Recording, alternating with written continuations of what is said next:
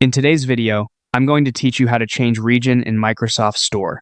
Changing your Microsoft Store region updates the storefront on your PC so it matches a different country or region.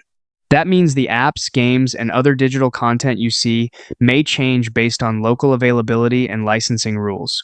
You may also notice that prices switch to that region's currency. Before you make the change, it's important to know that any existing gift card balance usually stays tied to your old region, and some subscriptions may stop working if they are not supported in the new one. Also, if you plan to buy anything after switching, you'll typically need a payment method issued in that country. To get started, open Settings on your Windows PC by pressing the Windows key and the I key at the same time. This is the fastest way to bring up the main settings menu. Once Settings opens, look over to the left-hand side and click Time and Language.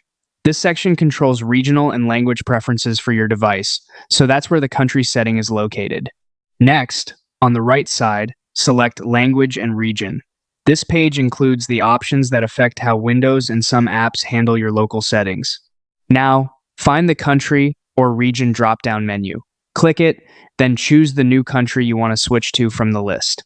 Make sure you select the correct region, since this directly affects what appears in Microsoft Store and how purchases are handled. After you've made the change, restart Microsoft Store so the update can fully apply. If the store was already open, close it completely and then reopen it. In some cases, signing out and back in or restarting your PC can also help the changes show up properly. That's it. Once the store refreshes, you should see content and pricing based on your newly selected region.